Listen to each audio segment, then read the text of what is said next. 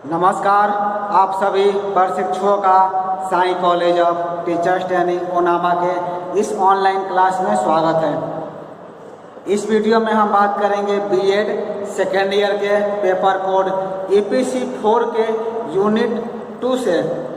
Unit 2 में आप सभी को पढ़ना है एथिक्स यानी कि नीति शास्त्र। हमने नीति शास्त्र के ऊपर इसके पूर्व 3 वीडियो बना रखा है, आप सभी ने देखा भी होगा। तो जब हम नीति शास्त्र पढ़ते हैं, नीति शास्त्र को समझते हैं, तो एक और चीज़ हमारे मन में आती है और वो होती है नैतिकता।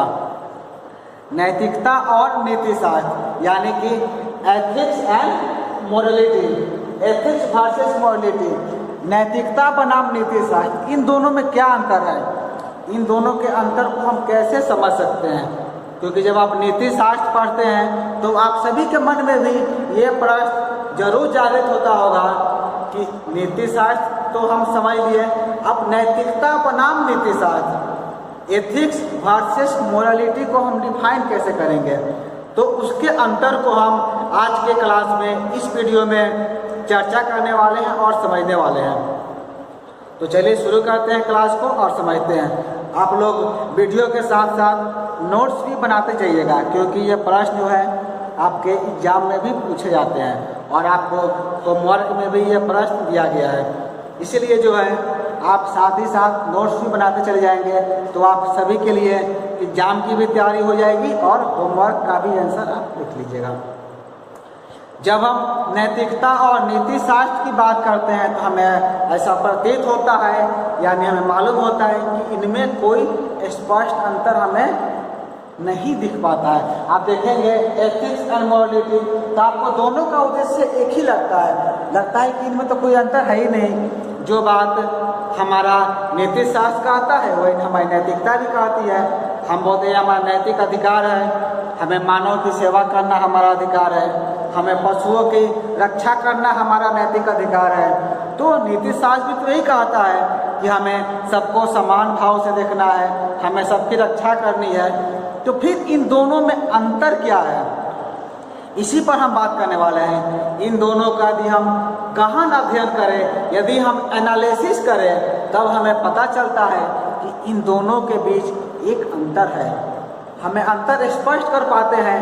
वो अंतर स्पष्ट कब होता है, जब हम दोनों का गहन अध्ययन एवं विश्लेषण करते हैं, यानी कि एनालिसिस करते हैं। जब हम एनालिसिस करते हैं तो हमें पता चल जाता है कि नीति शास्त्र एवं आपके नैतिकता में क्या अंतर है, इन दोनों में डिफरेंट क्या है।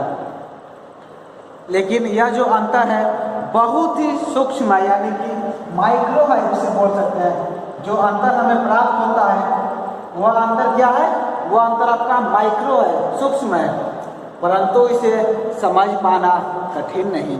आप बोल सकते हैं अंतर तो भले ही सूक्ष्म है, भले ही माइक्रो है, लेकिन इसे ऐसा नहीं है कि हम समझ नहीं सकते हैं। इसे समझना बहुत ही आसान है। आसान कैसे है, चलिए देखते हैं।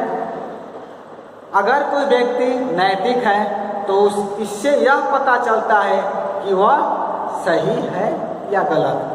यदि आप नैतिक हैं तो इससे ये पता चलता है कि आप सही हैं या गलत हैं, अर्थात व्यक्ति का व्यवहार कैसा होना चाहिए, इस बात में विश्वास करने वाला व्यक्ति जो होता है नैतिक कहलाने का हकदार होता है। यानी कि आपका व्यवहार कैसा होना चाहिए, मेरा व्यवहार कैसा होना चाहिए आप लोगों के प्रति, और आप सभी का व्यवहार कैसा होना चाहिए मेरे प्रति, ये जो निर्धारण जो करते हैं, जिनके द्वारा निर्धारित किया जाता है, उस व्यक्ति को हम कह सकते हैं, ऐसा विश्वास करने वाले व्यक्ति जो होते हैं वो नैतिक कहलाने के अधिकारी होते हैं, नैतिक कहलाने के हकदार होते हैं। इसलिए कहा जा सकता है कि नैतिकता जो है आचरण का मापदंड है, या एक ऐसा मापदंड है जिसे सही और उचित मानकर स्वीकार्य किया गया है। एक ऐसा मापदंड है, ऐसा तरीका है जिसे क्या किया गया है, एक सही और उचित मानकर स्वीकार किया गया है, एक्सेप्ट किया गया है। इसका संबंध व्यक्ति की अंतः अनुभूति यानी कि इनर फीलिंग से होता है। इसका संबंध किससे होता है, इनर फीलिंग से होता है। इनर फीलिंग को बोलते हैं अंतर और अनुभूति। जो आपकी अंदर की फीलिंग होती है, अंदर की अनुभूति होती है, इससे इसका अनुभव होता है। इनर फीलिंग से आप समझ सकते हैं, जैसे कि आप कहीं जा रहे हैं, आपके सामने कोई व्यक्ति गिर जाए तो आप क्या करते हैं, तुरंत जाकर उसको उठाते हैं, उसकी मदद करते हैं। यानी कि आपके अंदर ऐसा भावना जागृत होता है कि हमें उसकी मदद करनी चाहिए।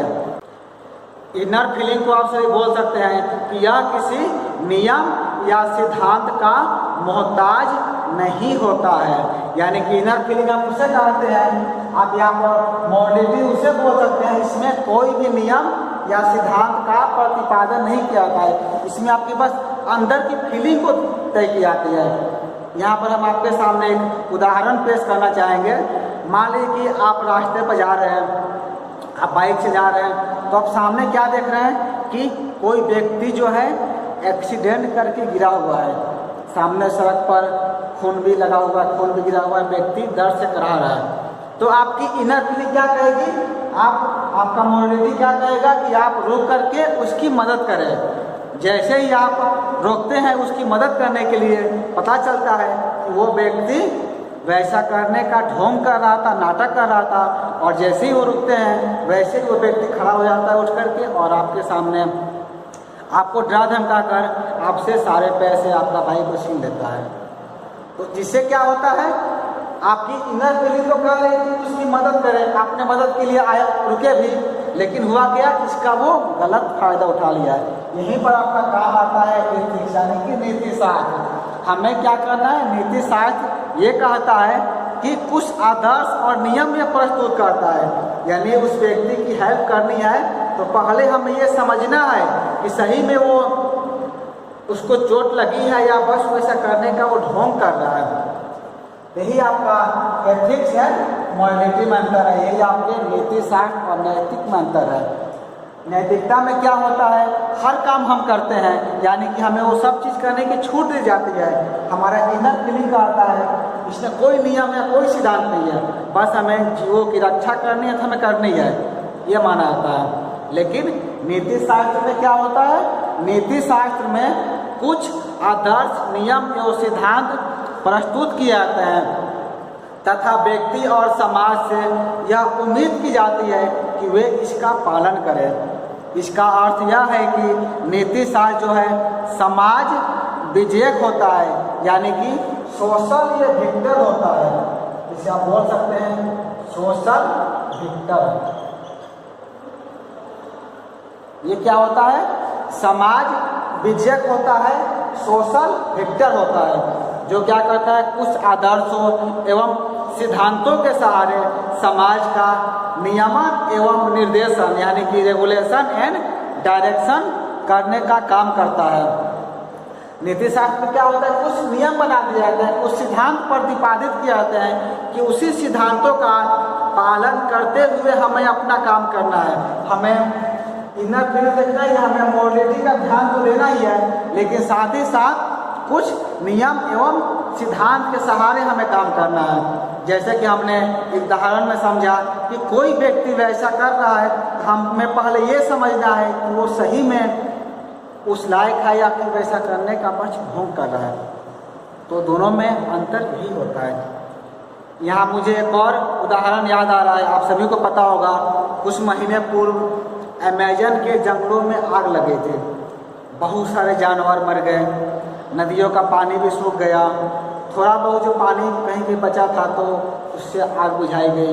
बहुत मुश्किल से आग पर काबू पाया गया, अधिकतर जानवर मर गए थे, कुछ जानवर उसमें बच गए थे, जिनमें शायद ऊँट की संख्या ज़्यादा थी, ऊँट भी बचे हुए थे उसमें। लेकिन जैसे ही आग बुझा दिया गया उसके बाद वहाँ के सरकार के द्वारा ऊँटों को मारने का आदेश दे दिया गया। आप सभी कहेंगे ये क्यों किया गया, यहाँ पर मोरालिटी तो अधिकार नहीं देता है कि आप किसी की हत्या करें, लेकिन मारने का अधिकार क्यों दिया गया, क्योंकि अधिकार दिया गया आपके नीति शास्त्र के अनुसार, यानी कि एथिक्स के अनुसार। वो इसलिए दिया गया क्योंकि जो ऊँट होते हैं, आप सभी को पता होगा, वो क्या करते हैं, पानी अपने अंदर स्टोर कर लेते हैं, यानी कि वो पानी ज़्यादा पीते हैं और अपने अंदर वो स्टोर करके रखते हैं पानी को। क्योंकि जब आग लगी थी तो पानी का भी किल्लत वहाँ हो गया था। तो जो जानवर बच गए थे उनके हिस्से का ही पानी उन ऊँटों के द्वारा पी लिया जाता था, जिससे कि जानवर आग से तो बच गए थे लेकिन प्यास से वो मर रहे थे। तो उन सब जानवरों को बचाने के लिए नीति शास्त्र के अनुसार, एथिक्स के अनुसार उन ऊँटों को भी मारने का आदेश जारी कर दिया गया था।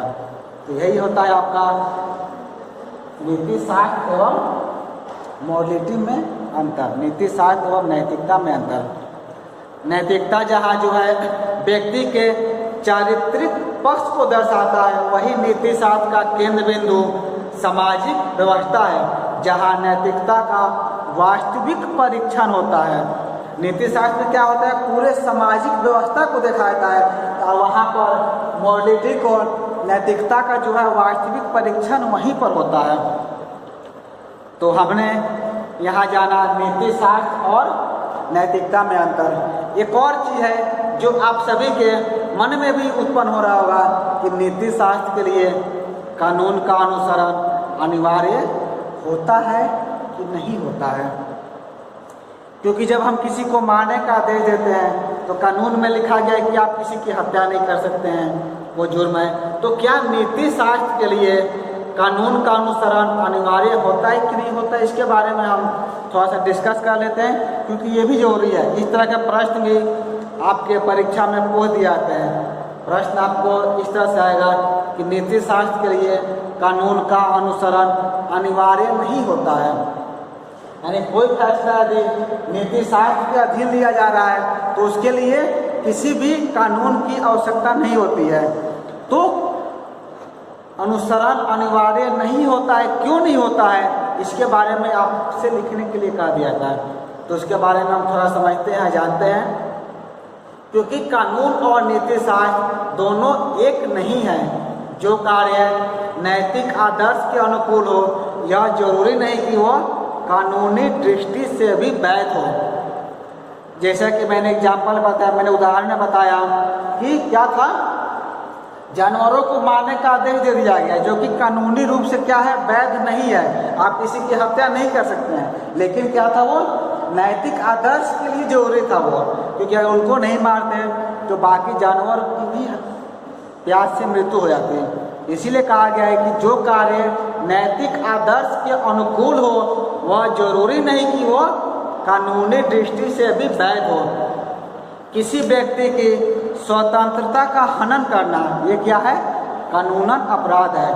परंतु नीति शास्त्र के दृष्टिकोण में ऐसा सोचना मात्र ही अपराध की श्रेणी में आता है, अपराध की कैटेगरी में आता है। कानून में क्या होता है, यदि किसी व्यक्ति की स्वतंत्रता का हनन करते हैं तो अपराध की श्रेणी में आता है, लेकिन नीति शास्त्र में ऐसा केवल आप सोच ही लेते हैं तो सोचना मात्र ही अपराध की श्रेणी में या अपराध की कोटि में रखा जाता है। कानून के अंतर्गत कुछ नैतिक मानकों को समावेशित करने का प्रयास किया जाता है, परंतु वह सब कुछ जो नैतिक आदर्श के अनुकूल हो, वह अनिवार्य रूप से कानून का अंग नहीं हो सकता। वो सब चीज़ें जो है जो नैतिक आदर्श के अनुकूल होती है, ऐसा कोई जरूरी नहीं कि वो सब कानून का अंग हो, कानून का पार्ट हो। बहुत ऐसे चीज़ें हैं जो कि कानून के अंतर्गत नहीं आते हैं। अर्थात यदि हम बात करें तो हमारे अधिकांश कानूनी धाराओं की सहमति जो है नैतिक मान्यताओं के साथ ही होती है, परंतु बदलते सामाजिक आर्थिक संदर्भ से उपजी समस्याओं के समक्ष ऐसे कानून भी कमतर साबित होने लगे हैं। अतः हम कह सकते हैं कि नैतिक आदर्श जो है मानव कानून से पूर्व है। बहुत सारे ऐसे केस हमारे सामने आते हैं, बहुत सारी ऐसी बातें कई बार हमारे सामने आती है जिसमें कानून में कोई वर्णन नहीं मिलता है। उसके लिए आप भी सब देखे होंगे, कोर्ट के द्वारा ऐसा कोई बहुत से ऐसे फैसले लेने पड़ते हैं जो कानून से अलग होते हैं। कुछ फैसले ऐसे होते हैं जिनमें नैतिकता का विशेष ध्यान दिया जाता है। तो वैसे फैसले जो हैं, जैसे सरकार के द्वारा फैसला लिया गया जानवर को मारने का, और भी बहुत ऐसे फैसले हैं जो कि कानून के मानक से अलग होते हैं, जिनमें कानून में ऐसी कोई व्यवस्था नहीं की गई है। तो उन सब का फैसला जो है आपके नीति शास्त्र के अनुसार लिया जाता है। तो इस वीडियो में हमने जाना आपके बीएड ईपीसी 4 के नीति शास्त्र के अधीन नैतिकता और नीति शास्त्र में अंतर क्या है और क्या कानून के लिए ये जरूरी है, कानून जो आपका नियम जो बना दिया गया है क्या उसके लिए नीति शास्त्र का नियम जो है कार्य करता है कि नहीं करता है, इसके बारे में हमने जाना।